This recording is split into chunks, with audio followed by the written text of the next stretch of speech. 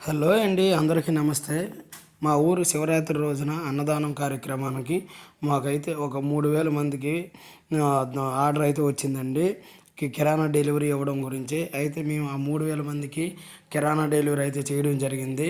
మొత్తం కూరగాయలు, గ్రోసరీ మొత్తం అంత ప్రతి ఐటెం, స్వీట్స్ అన్నిటితో సహా 3,000 మందికి కేవలం వాటర్ బ్యాగులతో సహా కూడా 60,000 రూపాయలకు మాత్రమే మేము అందించాము.